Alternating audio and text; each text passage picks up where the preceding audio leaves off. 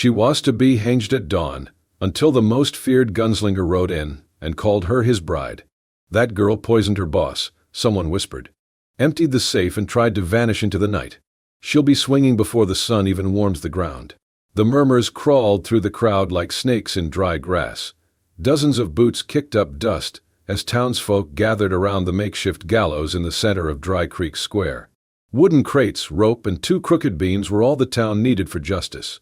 Or what they called justice. Eliza stood at the heart of it all, her wrists bound in rough hemp, her ankles raw from iron shackles. Her dress was once clean, cream-colored cotton, but now it clung to her in tatters, stained with dirt, blood, and spit. Her hair hung loose and filthy, falling over a bruised cheek and a swollen eye that refused to open. She didn't cry anymore. That had stopped hours ago, somewhere between the beatings and the silence. Someone in the crowd hurled a bottle. It shattered near her feet. "Should have let the wolves have her," a woman hissed. "Burn her," a man shouted. "No," replied another, older voice, the ropes quicker. The preacher read from a damp page. Sheriff Rudd stood by, arms crossed, chewing a matchstick. None of them looked directly at her. Eliza didn't lift her head. Her breath came slow, tired. She wasn't guilty, but in Dry Creek, being poor and unwanted was enough. The rope was draped over the beam, looped with care. The hangman, a drunk with a cough, tightened the noose, his eyes avoiding hers. The sheriff nodded once. The rope was drawn around her neck. The hangman stepped back. A moment passed. Then, a thunderclap of hooves exploded across the still air. Gasps erupted as a black horse charged into the square, kicking dust high as it reared. On its back, a man in a long ash-gray duster sat tall, his wide-brimmed hat shadowing a face etched with grit and silence. He pulled a revolver from his side and fired once into the sky. The shot cracked louder than a whip, freezing the entire square. "Get your hands off my wife," he growled. Silence. No one moved. "I said drop the rope," the man barked, his revolver turning from sky to gallows. Sheriff Rudd stepped forward. "Who the hell are? Someone you don't want to test." He flipped a paper from his saddlebag and tossed it near the preacher's feet. It flapped open in the dust. A marriage certificate. The hangman hesitated, looked at the sheriff, then stepped back. The man dismounted in one fluid motion. His boots hit the ground with a thud that made the boards tremble. He climbed the steps to the gallows. Eliza didn't look up, even as he touched her arm. "You all right?" he asked quietly. She gave no answer. Her knees buckled. He caught her before she fell, scooped her into his arms, and turned. A shot rang out behind them, but his revolver was faster. He spun, fired, and the shooter dropped before the echo had even faded. Chaos erupted. He swung onto the horse with Eliza in his arms, kicked the beast hard, and bolted through the square, dust and curses trailing behind him. Bullets tore through the morning air. People screamed. Another gun fired. He ducked low, shielding her body with his. And just like that, the rope swung empty. And Eliza was gone. The sun had barely cleared the horizon when Cain's stallion tore across the open plains, hooves thundering over cracked earth and golden grass. Eliza was slumped against his chest, unconscious, her face ghostly pale against the grit and blood staining her torn dress. He held her steady with one arm while guiding the reins with the other, his jaw tight, eyes locked on the jagged hills far ahead. Behind them, the faint but rising roar of pursuit echoed like thunder on the wind. Dry Creek would not let her go easily. Cain reached the split in the trail and made his first move. He stopped the horse briefly, dismounted, and led it through a dry riverbed, walking backwards to scatter the hoofprints. Then he doubled back and struck west, dragging a spare pair of boots across the trail behind him to make it seem like they'd headed that way. The sun was climbing now, burning hotter. Eliza stirred once, moaning, but did not wake. By mid-morning, Cain reached a narrow pass hidden behind a cluster of scrub trees and sharp stone outcrops. There, nestled in the cleft of the hills, he found a small cave, cool, shadowed, quiet. He laid Eliza down gently on the packed earth, pulled a canteen from his saddlebag, and trickled a few drops onto her lips. She coughed weakly, then blinked. Her eyes opened wide when she saw him. "Where?" "You're safe," he said simply, voice rough but low. "If I hadn't come, you'd be swinging from that noose by now. That's not justice. That's the law of wolves." Eliza blinked again, dazed. "Why did you?" Cain didn't answer. He handed her the canteen and turned away to watch the pass below. The question hung between them like smoke. Far in the distance, a cloud of dust rose, a search party. Cain's eyes narrowed. They were moving fast, too fast. Town dogs, he muttered. And something worse. He reached for his rifle, a battered Winchester with the stock dark from sweat and time. He checked the chamber, slid the bolt back with a practiced flick. "Eliza," he said without looking at her, "we've got trouble, more than one kind." From behind a ridge to the north, a second group emerged. Black coats. Black horses. Not townsfolk. Bounty hunters. He recognized one of them. Mendez. A ruthless tracker out of El Paso who never asked questions, just collected heads. He would not be here by accident. Cain swore under his breath. The men who had paid him to kill Eliza must have heard he let her live. Now they were cleaning up their mistake with bullets. He turned to Eliza. "We have to move. Now." She tried to sit up, wincing. "I can't." "I'm not." "You don't need to run," he said. "You just need to trust me." Cain led her through a narrow chute of rock that curved behind a ridge, then crouched low behind a high cluster of boulders. From there they had a view of the pass. He tied his horse to a hidden route, loosened the saddle to make it look abandoned. Then they waited. The wind picked up, blowing grit into their faces. Eliza shivered. Cain settled the rifle across the rocks, adjusted his aim. "Stay down." Footsteps, hooves, voices. 3 men crested the rise. 2 from the town, 1 from Mendez's crew. Cain let the first step forward. 1 breath. 2. Then he squeezed the trigger. The crack of the Winchester shattered the air. The man dropped like a marionette with strings cut. Panic. The others scattered for cover. Cain's next round dropped the bounty hunter mid-turn, bullet through the chest. The third man fled, boots skidding in panic. Cain did not shoot again.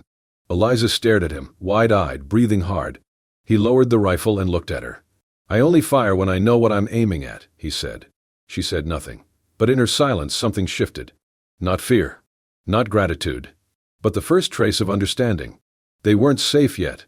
But in Cain's silence, and in the bodies cooling below, she saw what kind of man had saved her. Not a hero. Not a husband. But someone who never missed. The canyon was narrow, carved by time and wind into a winding scar of red stone and silence. By the time Cain found the small shelter wedged between 2 sloping cliffs, the sun had dipped low, painting the sky in streaks of copper and blood.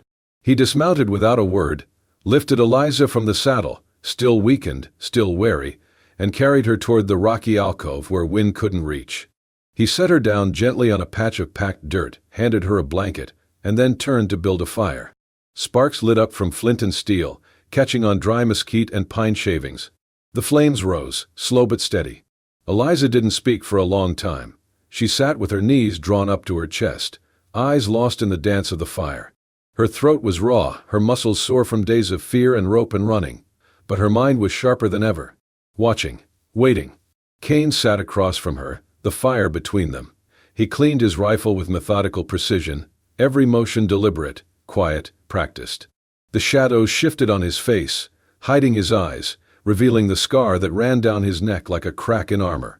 Finally, Eliza found her voice. "You never answered," she said. "Why did you save me?" He didn't look up. "I did." "That's not an answer." Cain paused, then glanced at her. The firelight flickered in his eyes. "Because you didn't cry." She frowned. "What?" "When they dragged you through that crowd, tied your hands, pulled the rope tight. You didn't beg. You didn't scream. You didn't cry." He leaned back, arms resting on his knees. "Only the innocent do that. The ones who know the truth won't change anything. The guilty always make noise." Eliza turned back to the flames, unsure if she felt seen or accused. "I didn't cry because I knew no one would listen," she whispered. "Exactly," Cain said. "That's how I knew." The silence returned, thicker now. She shifted. "You know more than you should. About me." Cain's hands stopped moving. "You knew my mother died of fever," she continued. "You knew about the burn on my left hand. That I worked in Riverbend. That I watched you for 12 days," Cain interrupted, quiet but steady, "before the hanging." Her blood turned cold. "I was hired to kill you," he said. "Clean job. 1 shot. Done." Eliza's breath caught. "But I didn't. I couldn't." He looked at her now, really looked. "Because I saw how you lived. I saw the lies. I saw you give your food to a starving boy, take a beating for defending another girl. I saw the fear in your boss's eyes, not yours." She didn't speak. Couldn't. "You were meant to die for someone else's crime," he finished. That night she didn't sleep. Cain lay near the fire, eyes closed but ears alert.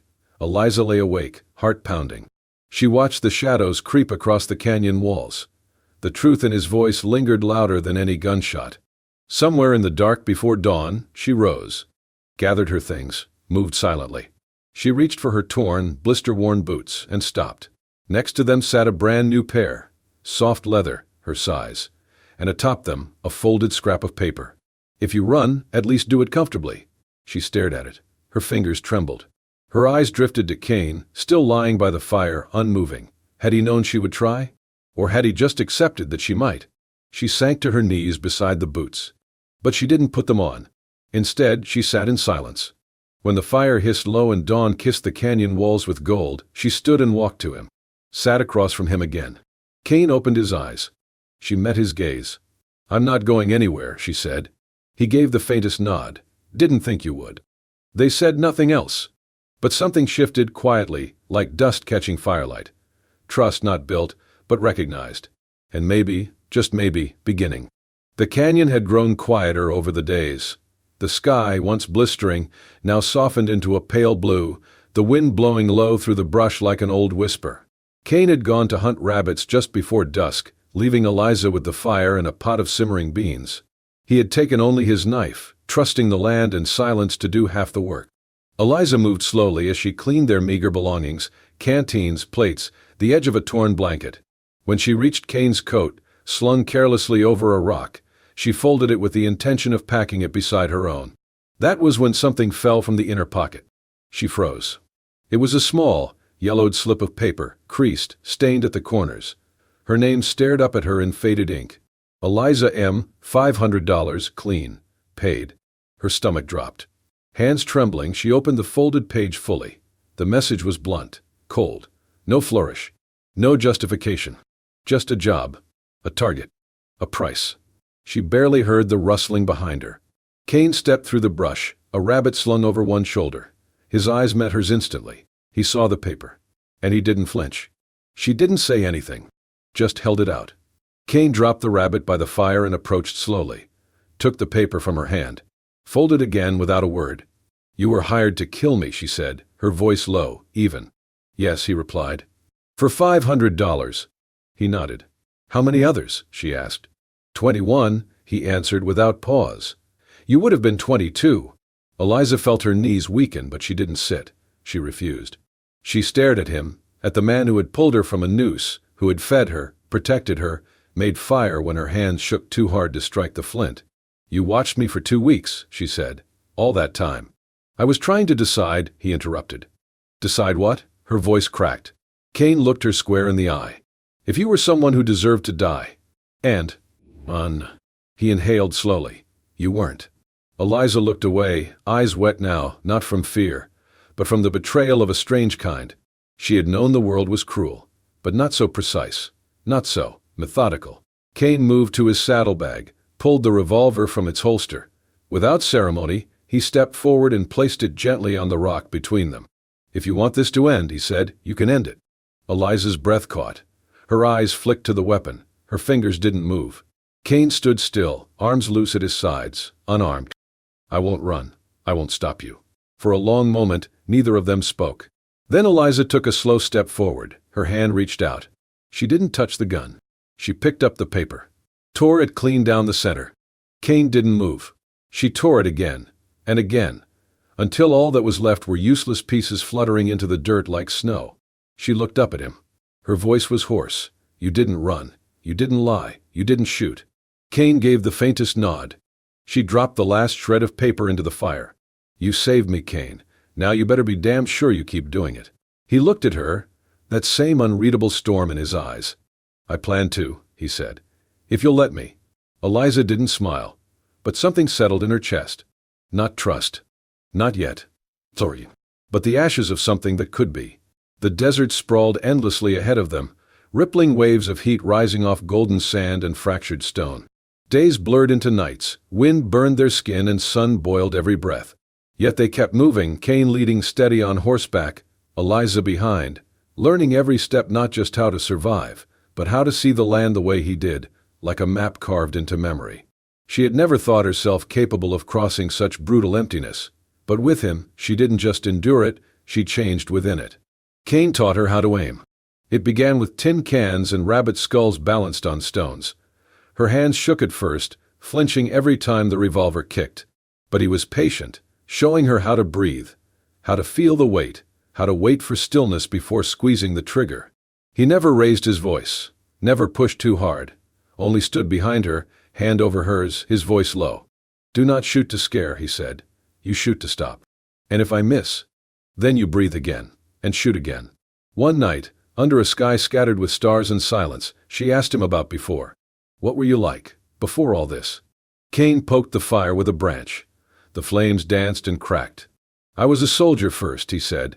"Then a bounty hunter. Then, nothing." "Why nothing?" He stared into the flames a long moment. "Because killing is easy. Living after it, that's the hard part." Eliza looked at him then, not just the man with the rifle, or the one who carried her out of Dry Creek. She saw the weight on his back, the years pressed into the creases at his eyes, the nights he didn't sleep. "I don't think you're nothing," she said quietly. He didn't answer, but something in his shoulders relaxed. They were nearing the edge of the wastelands when it happened. The ambush came quick, no warning. Just the crack of a rifle, then the echo. Cain jerked back in the saddle, blood blooming across his left shoulder. He hit the sand hard, groaning, hands scrambling for his gun. Eliza froze. A man stepped from behind a cluster of rocks, revolver raised, scarred face, black vest. One of Mendez's, no doubt. "Drop it," the man barked, aiming at Cain's chest. "This time you stay down." Cain lifted his revolver with his good hand, but he was too slow. Eliza moved. She didn't think, didn't speak. She aimed. And fired. The gun kicked in her hand, louder than thunder. The man's body jerked as the bullet hit center mass.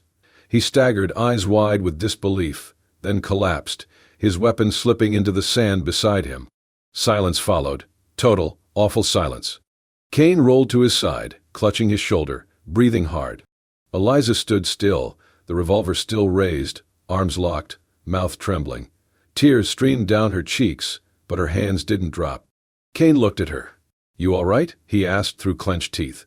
She nodded once, shaky. Then slowly, she lowered the gun. Her knees gave way and she knelt beside him. His blood soaked through the fabric. She pressed her hand to the wound. "I didn't think," she whispered.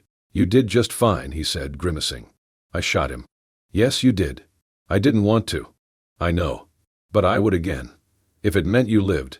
Cain looked at her, not with pride, not with fear, but something deeper. Gratitude. He reached up, touched her cheek with the uninjured hand. "You saved my life." She shook her head. "You saved mine first." For the first time since they met, Eliza leaned in and rested her forehead against his. No more running. No more doubt.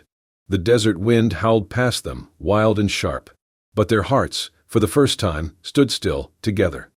The sky turned the color of bruised steel as dusk fell over the abandoned mining valley. Jagged hills surrounded them like broken teeth, silent but watchful. Cain slumped against Eliza on horseback, his shoulder bleeding through a bandage soaked twice over. His skin burned under her fingers, too hot, too pale. She guided the horse slowly toward the entrance of the mine. The timbers were half rotted, the rails snapped and buried under sand. A crooked sign still hung by a rusted chain, Durham No. 7. It had been dead for years, forgotten, empty. Perfect. Ta. Eliza dismounted first, helped him down. He staggered, nearly collapsed, but she caught him.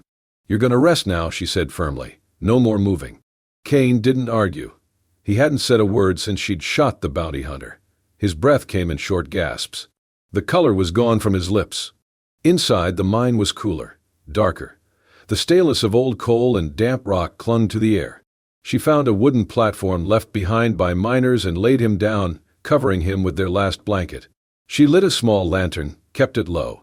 Shadows danced across the walls like ghosts of men who had never made it out. He tried to sit up. "We can't stay here too long." "I know," she whispered, kneeling beside him. "But you're bleeding out. I have to stitch it again." Cain gritted his teeth as she worked. Threading the needle with shaking hands, she forced herself not to cry. He didn't flinch when the needle pierced his skin. Didn't speak. Just stared at the ceiling as if he could outlast the pain by ignoring it. Outside, the wind had changed.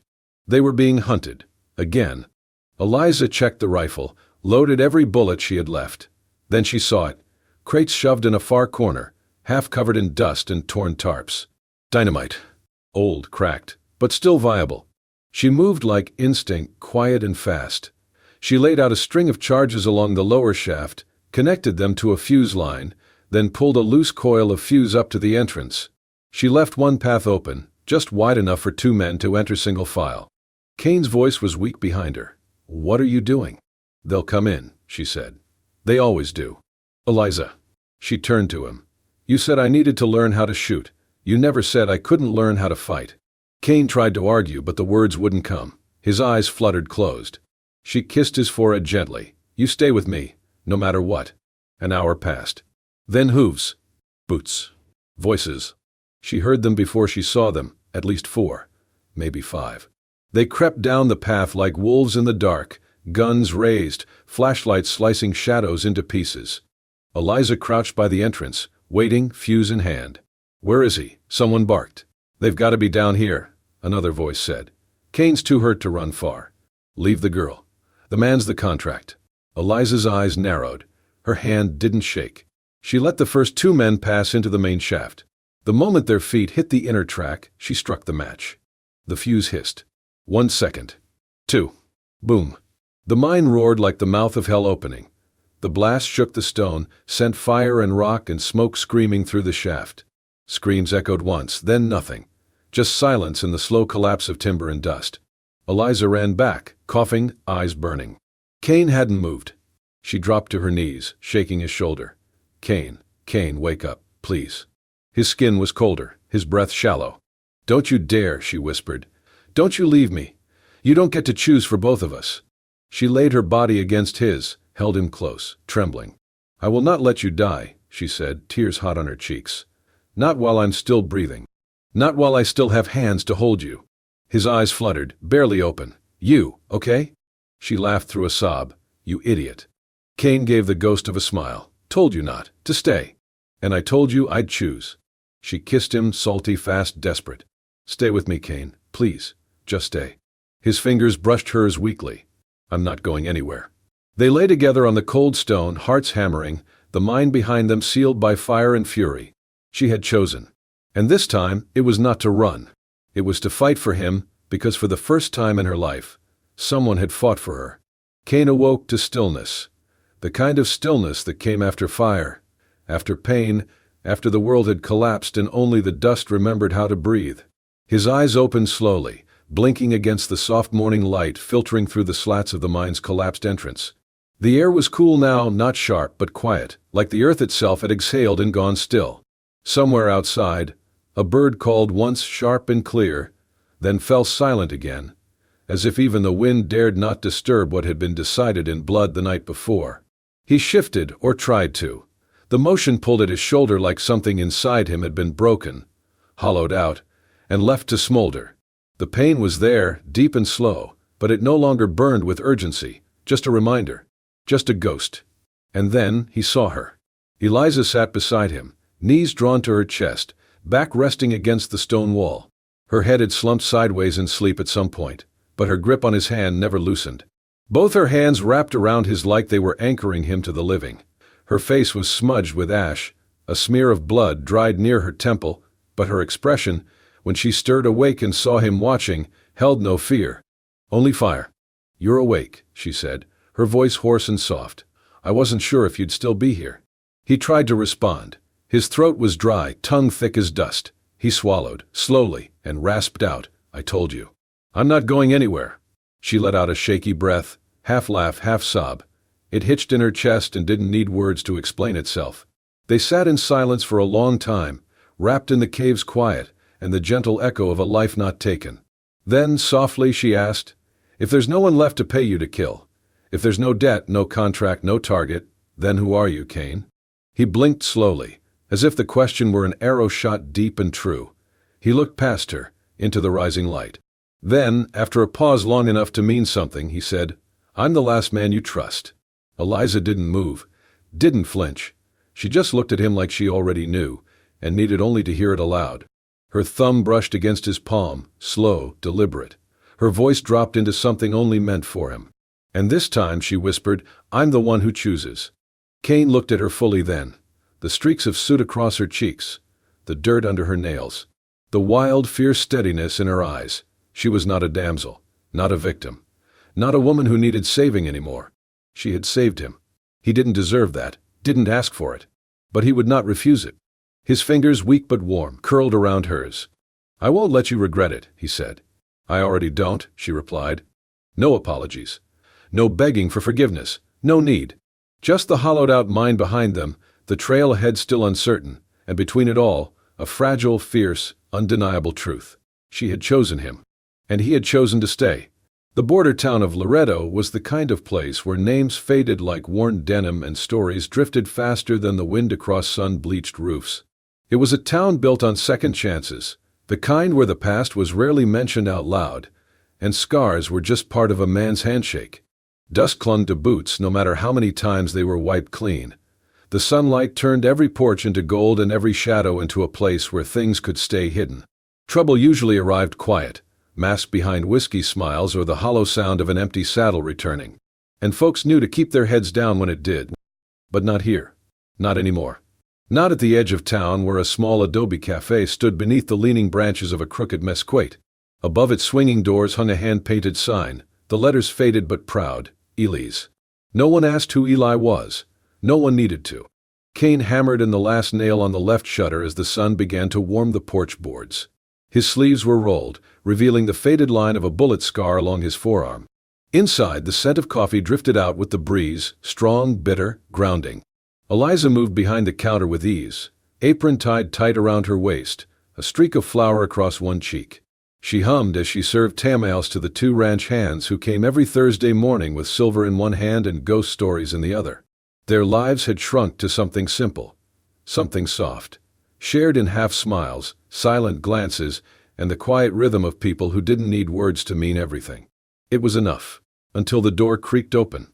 A man stepped through, tall, dust-stained, coat dragging the wind behind him. His boots struck the floorboards like warnings. He didn't smile, didn't blink, just scanned the room with eyes like cold iron. Then he saw Cain.